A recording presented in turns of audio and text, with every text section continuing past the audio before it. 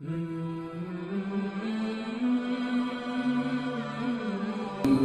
اللہ الرحمن الرحیم.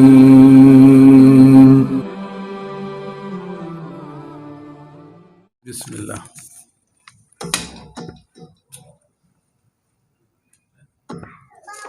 کیا یہ صحیح حدیث میں ہے کہ اللہ کے نبی نے فرمایا 3 سے 4؟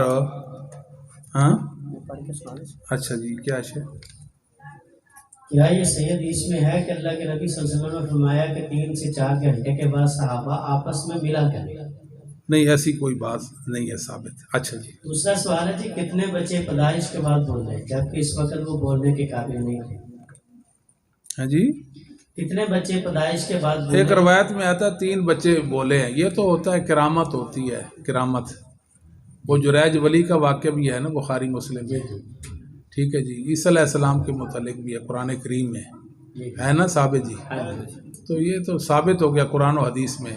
جب قرآن و حدیث میں ثابت ہو گیا تو پھر ہم نے یہ نہیں دیکھنا کہ عقل میں آتی ہے بات یا نہیں آتی. ٹھیک ہے، ہم نے پھر اپنی عقل محمد صلی اللہ علیہ وسلم کے قدموں میں ڈال دی ہیں. اللہ کے نبی آپ جو فرمائیں وہ حق ہے، ہمیں قبول ہے. ٹھیک ہے جی. اللہ قادر ہے جی، اللہ قادر ہے جی. قرآن میں جو ہے کہ چونٹی نے حضرت سلیمان علیہ السلام کے لشکر کے قدموں کی آواز سن لی، تو کیا یہ بھی شرک ہے؟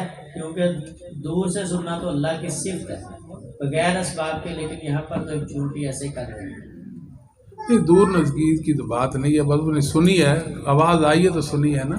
جی جی. بس اتنی سی بات ہے. اس میں شرک کوئی بات نہیں ہے. اب دنیا میں کہیں دور انسان بات کرتا ہے تو آلات کے ذریعے آج ہم بھی سن لیتے ہیں، کوئی وسیلے ہوتے ہیں تو ٹھیک ہے، اللہ نے اس کو سنوا دی وہ بات، اس نے سن لی، بس اتنی سی بات ہے. اس میں شرک و کفر کی کوئی بات نہیں ہے جی. واسیہ کرسی السماوات کی وضاحت. اللہ تعالیٰ کی کرسی جو ہے وہ وسیع ہے. ٹھیک ہے، اللہ کی کرسی اس کے عرش پر ہے. اللہ کی کرسی وسع کرسی السماوات، یہ ایسے ہے. ٹھیک ہے، اللہ کی سب سے بڑی مخلوق جو ہے وہ اللہ کی کرسی ہے. اللہ کے عرش سے بھی بڑی مخلوق ہے، اور کرسی اللہ کے عرش پر یوں ہے، یہ دیکھیں یہ. ٹھیک ہے جی. اللہ اپنے عرش پر ہے، اللہ اپنے عرش پر ہے. ہاں جی. قول ربنا ولک الحمد، کیا مبتدی رکوع سے اٹھتے ہوئے سمی اللہ لمن حمدہ کا لفظ بولے؟ بخاری میں صلو کما رأیتمونی اصلی، نبی پاک صلی اللہ علیہ وسلم فرمائے میری طرح نماز پڑھیں. ہمارے نبی کریم صلی اللہ علیہ وسلم جب رکوع سے اٹھتے تھے، اپنا سر مبارک اٹھاتے تھے تو آپ سمی اللہ لمن حمدہ کہتے تھے. تو مقتدی بھی کہے گا. مقتدی کے لیے استثناء نہیں ہے. جب استثناء نہیں ہے تو صلو کما رأیتمونی اصلی. سمجھ آتی بات جی؟ کیا کہا؟ دلیل کیا دی؟ رسول اللہ صلی اللہ علیہ وسلم فرمایا میری طرح نماز پڑھیں. ہمارے نبی کریم صلی اللہ علیہ وسلم رکوع کے بعد اٹھتے تو سمی اللہ لمن حمدہ کہتے ہیں. تو مقتدی کے لیے استثناء نہیں ہے کہ مقتدی جب رکوع سے سر اٹھائے گا تو سمی اللہ لمن حمدہ نہ کہے. جب یہ بات ثابت نہیں تو رسول اللہ کی پیروی میں وہ سمی اللہ لمن حمدہ کہے گا. جوتوں کے بعد سنتا ہے، اس کی دلیل بخاری میں امام بخاری کہتے ہیں باب المیت یسمع خفق النعال، خفق النعال. امام بخاری نے باب قائم کیا ہے کہ میت جو ہوتا ہے مردہ، وہ جوتوں کی کھسکاٹ سنتا ہے. ٹھیک ہے. انہ لیسمع قرع نعالہم، حدیث میں بھی آ گیا کہ جب میت کو دفن کیا جاتا ہے، ابھی لوگ اس کی قبر پر ہی موجود ہوتے ہیں تو وہ قدموں کی چاپ سنتا ہے، قدموں کی. تو علماء کہتے ہیں کہ فعل مضارع پر یہ لام داخل ہو جائے، ٹھیک ہے، فعل مضارع پر لام داخل ہو جائے تو معنی حال کے ساتھ وہ مخصوص ہو جاتا ہے، مختص ہو جاتا ہے. ٹھیک ہے. اس وقت سنتا ہے، پھر نہیں سنتا. پھر کبھی اس کی کوئی قبر پہ آئے تو وہ نہیں سنتا. اس حدیث کا ایک اور معنی اور توجیہ جو ہے امام احمد ابن حنبل نے بھی پیش کیا. امام احمد فرماتے ہیں رحمہ اللہ اس حدیث سے مراد یہ ہے کہ جلدی سے اس کا حساب شروع ہو جاتا ہے. یعنی ابھی وہ کھسکٹاہٹ اس کی قبر پر ہی ہوتی ہے، اسے حساب شروع ہو جاتا ہے. اس کا معنی آپ یہ بھی فرماتے ہیں جی. وطروں کی قضا ہے یا وطر کی قضا ہے جی. وطر کی قضا حدیثوں سے ثابت ہے. ایک رات وطر رہ گئے، جب اٹھے گا تب پڑھے گا. اگر فجر کی جماعت کھڑی ہے تو فجر کی جماعت کے بعد پڑھے گا. اچھا جی. اور اسی طرح اگر رات کو رہ گئے وطر رہ گیا اور فجر کی نماز کے بعد بھی نہیں پڑھ سکا تو سورج طلوع ہونے کے بعد اگر کوئی تہجد دن کو پڑھنا چاہے، یعنی رات کو تہجد رہ گئی 8 رکعت تھی تو دن کو 12 رکعت پڑھے گا. کتنی رکعت پڑھے گا؟ اس کی روٹین بن جائے گی نا. وہ یہ نہیں کہے گا کہ ایک دن میری تہجد رہ گئی ہے 7 نماز وطر بھی پڑھے گا. اچھا 1 رکعت پڑھ لے یا 3 یا 5 یا 7 پڑھ لے. جی میدان حشر کے دن کیا باپ کے نام سے پکارا جائے گا یا ماں کے نام؟ جی ثابت ہے صحیح بخاری میں کہ فلاں بن فلاں، ہاں جی یہ غادر ہے، ٹھیک ہے نا جی، ایسا یعنی اس کے ہاتھ میں جھنڈا ہوگا اور اس کو پکارا جائے گا. تو امام رحمہ اللہ تعالیٰ حافظ بن حجر رحمۃ اللہ علیہ نے اس پر یہ دلیل لی ہے کہ یہ حدیث دلیل ہے کہ روز قیامت باپ کے نام سے پکارا جائے گا. ٹھیک ہے. ماں کے نام سے پکارے جانے سے متعلق جتنی روایتیں ہیں وہ سب ضعیف اور غیر ثابت ہیں. جی اللہ کے عطا سے اگر ولی یا نبی غیب جانتے ہیں اور اللہ کے عطا سے وہ مدد کر سکتے ہیں، جب اللہ چاہے تو یہ کیسے شرک ہو جاتا ہے؟ ولا عالم الغیب لاستکثرت من الخیر ولا نا لو کنت عالم الغیب لاستکثرت من الخیر. لو کنت عالم الغیب، اگر مجھے غیب عطا ہوتا، مجھے غیب عطا ہوتا تو میں اپنے لیے خیر جمع کر لیتا. جب محمد صلی اللہ علیہ وسلم کو غیب عطا نہیں ہوا تو دنیا میں کوئی نہیں ہے جس کو اللہ اپنا یہ صفت غیب کی عطا کر دے کہ اللہ غیب جانتے ہیں نا، یہ اللہ کا وصف اور اس کا کام ہے. ٹھیک ہے. بدعت کی تعریف، لفظ بدعت کے بدعت کی تعریف جو ہے علامہ عینی نے جو کی ہے بڑی اچھی تعریف کی ہے عمدۃ القاری کے اندر.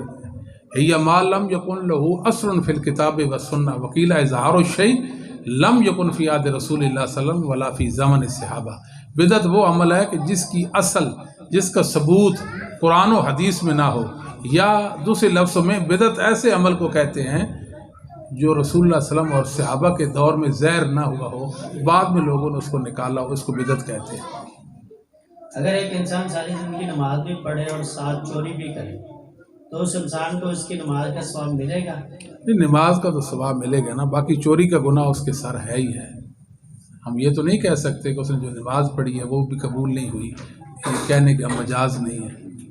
نماز انسان کو برائی اور بے حیائی سے روکتی ہے، اس کے صحیح کیا ہوتی ہے؟ مطلب یہ ہے کہ جو نماز ہے انسان کو برائی اور فحاشی اور بے حیائی کے کاموں سے روکتی ہے، کہ انسان باز آ جاتا ہے. انسان جب رکتا نہیں تو پھر انسان کا قصور ہے نا، اس میں نماز کا تو کوئی مسئلہ نہیں ہے. آپ بات سمجھ گئے ہوں گے. یعنی نماز جو انسان نماز پڑھتا ہے، نماز اس کو بے حیائی کے کاموں سے روکتی ہے، ان تک وہ نہیں جاتا. لیکن ایک ایسا انسان ہے جو چلا جاتا ہے، نماز روکتی ہے، روکنے کے باوجود چلا جاتا ہے، تو اس کا معاملہ ہے نا. جی یزید ائمہ محدثین کی نظر میں کیا صحیح؟ نہیں جی نہیں سوال شروع. کیا نکاح کے بعد ہاتھ اٹھا کر دعا کرنا اجتماعی طور پر ثابت ہے؟ ثابت کی بات نہیں ہے. دعا جو ہے یاد رکھے، کنسپٹ اپنا کلیئر کریں. آج یہ مسئلہ اللہ نے مجھے 25 سال کے بعد سمجھایا. کتنے سال؟ یعنی میں غور فکر کرتا رہا، تدبر کرتا رہا اور بڑے صبر سے کام لیا، اور 25 سال کے بعد اللہ نے یہ مسئلہ سمجھایا ہے. دعا جب چاہیں، جس وقت چاہیں، دن کو، رات کو، فرضوں سے پہلے، فرضوں کے بعد، نکاح سے پہلے، نکاح کے بعد، سنتوں سے پہلے، سنتوں کے بعد دعا کر سکتے ہیں. مگر اس کو مسنون نہیں کہتے. کہ مسنون تب کہیں گے اس موقع پہ نبی پاک صلی اللہ علیہ وسلم نے دعا کی ہوگی. آپ کے اس موقع پہ دعا کرنا مسنون ہے. بات سمجھ آتی ہے کہ نہیں آتی؟ کر سکتے ہیں لیکن مسنون نہیں کہہ سکتے. مسنون نہیں کہہ سکتے. اس طرح نماز جنازہ کے متصل بعد دعا، بدعتی لوگ دعا کرتے ہیں، دعا کرو کرتے ہیں نا، ہم اس کو بدعت کہتے ہیں، اور بدعت ہے. ہم اس دعا کو فی نفسی نہیں کہتے بدعت، بلکہ اس التزام کو بدعت کہتے ہیں. کس کو؟ التزام کو بدعت کہتے ہیں. اگر کوئی التزام نہ کرے اور ویسے دعا کر لے تو بدعتی نہیں بنے گا. یہ بات اچھی طرح سمجھیے گا. جی سر پر مہندی لگی ہو تو نماز ہو جائے گی؟ نماز ہو جائے گی. مہندی کو ناپاک نجس تو نہیں ہے نا، پاک ہے نا. جی کالی مہندی لگانا کیسے؟ کالی مہندی لگائی جائے گی. آدمی کسی عارضے کے پیش نظر، بچہ ہے یا جوان ہے یا اچھی صحت والا ہے اور بال سفید ہو گئے ہیں، تو اس کو خضاب لگائے، سیاہ خضاب لگائے، داڑھی کو کالا کرے، بالوں کو کالا کرے. یہ کوئی مسئلہ ایشو نہیں ہے، ویسے ہی بنایا ہوا ہے. اس مسئلہ پہ الحمدللہ میری تحقیق ہے. میں نے اپنے رب سے ڈر کر اس حوالے سے تحقیق کی، اور ائمہ محدثین اور پہلوں میں بہت سارے ایسے لوگ پائے جو بالوں کو سیاہ کرتے. عمر بن عاص رضی اللہ تعالیٰ کے متعلق مستدرک میں ایک روایت ہے کہ انہوں نے بالوں کو سیاہ کیا ہوا تھا. تو عمر بن عمر بن خطاب رضی اللہ تعالیٰ نے فرمایا کہ یہ کیا کیا ہوا ہے، آج تو کالے کبے بنے ہوئے ہیں. انہوں نے کہا اس لیے تاکہ میں آپ کو جوان نظر آؤں. آپ کو پھر آپ خاموش ہو گئے. عمر بن خطاب نہیں بولے تو میں اور آپ کیوں بولتے ہیں؟ بس اتنی سی بات ہے جی. جس مسجد میں قبر ہو اس میں نماز کر کر وہ تو قبرستان ہے نا جی، قبرستان میں نماز نہیں پڑھنی جی. اگر سائڈ پہ بھی قبر سائڈ پہ پھر بھی وہ قبرستان ہی ہے جی. مردے کو جلدی دفن کرنا چاہیے، لیٹ دفن کرنے سے اس کے اعمال ضائع ہوتے ہیں. اس کی کہتے ہیں کہ مردے کو جلدی دفن کرنا چاہیے کیونکہ حکم ہے. کیا اس کے اعمال ضائع ہونے کا ڈر؟ نہیں، ایسی تو کوئی بات نہیں. وہ دار التکلیف سے نکل گیا، دنیا سے نکل گیا نا. اب عملوں کے ضائع ہونے کا کوئی اندیشہ ڈر نہیں ہے. عمل تو ضائع ہوتا ہے دنیا میں، وہ دنیا سے اب چلا گیا ہے. اب ہم پر ہے کہ ہم اس کو جلدی دفن کر دیں، یہ تو حکم ہے شریعت کا. اگر تاخیر کرتے ہیں تو اس کا کوئی مسئلہ نہیں. ہمارا مسئلہ ہے، گناہ گار تو ہم ہوں گے نا، اس کے اعمال کا کوئی مسئلہ نہیں ہے جی. اگر بیوی کو بعد تو قبضہ کر کے مسجد بنانا پھر اس پہ نماز کر کے ہوگا جی. قبضہ کی ہوئی مسجد پہ قبضہ کر کے جو بنائی جائے مسجد کسی نجائز جگہ پر تو نماز کا کیا؟ نماز تو ہو جائے گی لیکن گناہ گار ہے نا، ایسا نہیں کرنا چاہیے. اچھا جی، نماز نہ ہونے پر تو کوئی دلیل نہیں. اگر آدمی اپنی بیوی کو واضح طلاق کا لفظ نہ بولے بلکہ اس کا ہم معنی لفظ بولے تو کیا طلاق واقع ہو جائے گی؟ اس کی نیت پر ڈیپینڈ کرتا ہے. اس کی نیت پوچھی جائے گی کہ نیت کیا تھی یہ لفظ کہتے وقت. اگر وہ کہے طلاق نہیں تھی تو پھر طلاق نہیں ہوگی، اگر کہے طلاق تھی طلاق ہو جائے گی. اچھا جی، بسم اللہ. جلدی جلدی سارے کر دو جی. اچھا جی، بسم اللہ. اچھا جی، جی فرمائیے. کیا ایک شخص رقم کے بدلے مکان گروی رکھ سکتا ہے؟ رکھ سکتا ہے، مکان گروی رکھ سکتا ہے. کوئی اور چیز رقم سے فائدہ بھی حاصل کیا جا سکتا ہے؟ نہیں سمجھ نہیں آئی. وہ رقم جی ایک کیا اس رقم سے فائدہ حاصل کیا جا سکتا ہے؟ نہیں اس بات بھائی نے صحیح، جس بھائی نے سوال کیا وہ واضح نہیں کر سکے. مثال میں آپ کو کہتا ہوں کہ 1 لاکھ روپये مجھے دیں، آپ کہتے ہیں ٹھیک ہے 1 لاکھ روپے دیتے ہیں، لیکن مسئلہ یہ ہے کہ آپ کل کلاں فوت ہو جاتے ہیں، ہمارا تو لاکھ ڈوبے گا، یا آپ کنگال ہو جاتے ہیں تو ہمیں کون دے گا؟ اس لیے ضمانت کے طور پر ہمیں کوئی چیز دیں. میں کہتا ہوں یہ میرا مکان ہے، آپ جو ہے وہ آپ میں گروی رکھتا ہوں تو یہ جائز ہے. لیکن آپ اس مکان میں رہ نہیں سکتے، رہائش نہیں رکھ سکتے. اگر رہائش رکھیں گے پھر یہ سود بن جائے گا آپ کے لیے، یا اس کو کرائے پہ دیں گے، کرایہ حاصل کریں گے، سود بن جائے گا. اگر میں آپ کو اجازت دے دوں کہ جی بے شک آپ میرے مکان میں رہ بھی سکتے ہیں، پھر یہ سود نہیں ہے، رہ سکتے ہیں. ٹھیک ہے، یہ فرق کرنا چاہیے. موبائل پر تصویر بنانا کیسے؟ واللہ عالم. یہ کام تھا جس سے میں کافی حد تک اپنے آپ کو میں نے روکے رکھا کہ موبائل میں تصویر. اب تو پوز بھی بنا لیتے ہیں اور تصویریں ساتھی اس کو کیا کہتے ہیں وہ بھی بن جاتی ہیں. واللہ ہم تو خاموش ہیں، بات نہیں کرتے جی. یا ایھا الذین آمنوا لم تقولون ما لا تفعلون. جو کرتے نہیں وہ کہتے کیوں ہیں؟ جب ہم خود بنوا چکے ہیں، اگر یہ گناہ ہے تو تب ہی سر چڑھ چکا ہے. اگر گناہ نہیں ہے تو پھر تو مسئلہ ہی واضح ہو گیا نا. ٹھیک ہے، قسطوں پر چیز بنا لینا جائز ہے. قسطوں پر چیز لی جا سکتی ہے. نقد میں مثال چیز 10 کی ہے مارکیٹ میں اور آپ کو ادھار میں 20 کی ملتی ہے، 15 کی، 12 کی ملتی ہے، آپ لے لیں، اس میں کوئی حرج نہیں ہے. ہاں یہ کوشش کریں کہ پہلے دن جس دن آپ نے وہ چیز لی ہے اس میں آپ کو وہ مالک بنا دیں، اس میں آپ تصرف کا اختیار رکھتے ہوں. یہ اچھی بات ہے جی. بینک دے دو کیا جی صحیح ہے. بینک دے، میں کو گاڑی دیتا ہے، مکان دیتا ہے تو بشرط سود کا سلسلہ نہ ہو. مطلب بینک آپ کو یہ کہتا ہے کہ یہ جو گھر ہے ہم نے خرید لیا کسی سے، بینک اس کا مالک بن گیا، پھر آپ کو کہتا ہے کہ میں 40 لاکھ کا آپ کو دے رہا ہوں تو آپ لے لیں، کوئی مسئلہ نہیں. لیکن یہ ہے کہ آپ اپنی آمدن کو دیکھیں کہ آیا آپ قسطیں اقساط ادا کرنے پر قادر ہیں کہ نہیں.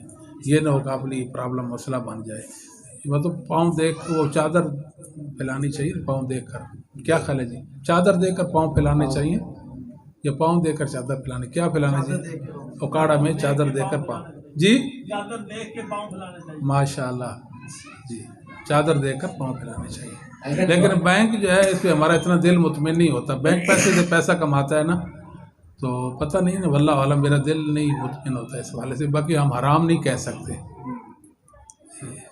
دل مطمئن ہوتا تو ہم بینک سے گاڑی لے لیتے. اچھا جی، اگر باپ کی کمائی حرام کی ہو کیا اولاد کی عبادت قبول نہیں ہوتی؟ ہوتی ہے، کیوں نہیں ہوتی؟ وہ کھا سکتے ہیں اولاد. دیکھیں نا، حرام کا گناہ والد پر ہے، اولاد پر اور اس کی بیوی پر کوئی گناہ نہیں ہے، یہ یاد رکھیں. ٹھیک ہے، یہ قانون ہے. سنن کبریٰ بیہقی میں ہے کہ عبداللہ بن مسعود رضی اللہ تعالی عنہ سے ایک آدمی مسئلہ پوچھتا ہے کہ میرے پڑوس میں، ایک منٹ جی محترم مفتی صاحب، میرے پڑوس میں ایک آدمی جس کی کمائی حرام کی ہے اور مجھے وہ دعوت دیتا ہے کھانے کی تو میں نہیں جاتا. میں جاؤں تو میرے لیے مسئلہ اور نہ جاؤں تو اس کے لیے مسئلہ ہے کہ آتا نہیں، میری دعوت نہیں قبول کرتا. پتہ نہیں کیا وجہ ہے، اس کے دل میں کیا ہے. عبداللہ بن مسعود رضی اللہ تعالیٰ عنہ فرمانے لگے آپ جائیں کھائیں، اس کے حرام کا گناہ اس کے سر ہے.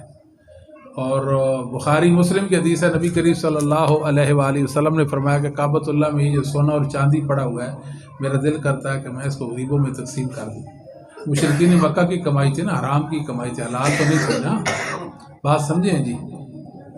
لہٰذا حرام کی کمائی مسجد مدرسہ پہ بھی لگ جاتی ہے، سود خور کی کمائی بھی لگ جاتی ہے، کوئی حرج نہیں. علماء کو دے دے، طلباء پہ خرچ کر دے، وغیرہ وغیرہ. اخوت بیت والے مکان دیتے ہیں، 6 لاکھ دیتے ہیں اور 7 لاکھ واپس دیتے ہیں. ظاہر تو واضح سود ہے جی، یہ تو ہماری گاؤں کی عورتوں کو بھی پتہ ہے جی. یعنی واضح مسئلہ ہے نا، سمپل سی بات ہے. اس لیے کیا بڑے گناہ سے بچنے کے لیے چھوٹے گناہ کیے جا سکتے ہیں؟ بالکل بھی نہیں. کبھی کبھی چھوٹا گناہ جو ہے نا، اس کے مضر اثرات جو ہے بڑے گناہوں سے بھی زیادہ ہوتے ہیں، کبیرہ سے بھی زیادہ بڑے ہوتے ہیں. مثال یہ بد نظری، بد نگاہی جس کو کہتے ہیں، چھوٹا گناہ ہے نا، اس کی جو قباحتیں اور اس کے اندر جو رسوائیاں ہیں وہ کبائر میں بھی نہیں ہیں جو اس کے اندر ہیں. واللہ اعلم. باس کرو قاری صاحب. اچھا جی جی. ایک بہن نے اپنا حصہ لے لیا، اس کے باوجود وہ کہتے مجھے ڈبل حصہ دے، لیکن اگر مجھے ڈبل نہیں دیتے تو میں کسی کے ساتھ کوئی تعلق نہیں رکھنا چاہتی. تو اس صورت میں بہن بھائی اس کے ساتھ کیسا تعلق رکھ سکتے؟ چلے وہ نہیں رکھنا چاہتی تو نہ رکھے. وہ کس، میں تو حیران ہوں کہ لوگ تو بہنوں کو دیتے ہی نہیں ہیں اور اس کو مل چکا ہے اور وہ ڈبہ لیتی ہے. اور زور بار بھائی جتنا لے لیا لے، اب میں نہیں بات کروں گی، یہ بات نہیں صحیح اس کے لیے. اگر وہ کہے کہ میں آپ سے بولتی نہیں تو نہ بولے. ہاں جی، دفع کریں کیا ہاں جی، صحیح بات ہے. نہ حق ہے نا، ناجائز ہے. بہن ہونے کے حوالے سے ایک غلط فائدہ اٹھا رہے ہیں نا. جو ان کا حق اللہ نے مقرر کیا وہ ان تک پہنچ چکا ہے. اب کیا مانگتی ہیں؟ اللہ کا مقرر کرا حق تو نہیں ہے. ایک بیع سے 2 بیع، اس سے کیا ہوا ہے؟ ایک بیع سے 2 بیع. مثال میں کہتا ہوں کہ یہ اسپیکر مجھے بیچے، ٹھیک ہے جی. آپ کہتے ہیں کہ بشرطے کہ آپ مجھے یہ واسکٹ بھی بیچے. بات سمجھے کہ نہیں؟ ایک بیع کے اندر 2 بیع ہو گئی. ایک علماء نے اس کی یہ تعبیر بھی کی ہے. آپ کو سمجھ آتی ہے بات جی؟ ایک بیع کے اندر 2 بیع یہ ہیں. امام ترمذی نے یہی اس کی تعبیر پیش کی. آپ سنن ترمذی کے اندر دیکھ لیں گے جی. بادشاہ رات پہ نکے تھے واقعہ پہ سنا. آپ صاحب کوئی ابھی یاد نہیں، تھکے ہیں جی. وال سنا تھا. ہاں جی، وال سنا سا جی. دعا فرما دے. ابھی سب کے لیے جی کھانے کا بھی اہتمام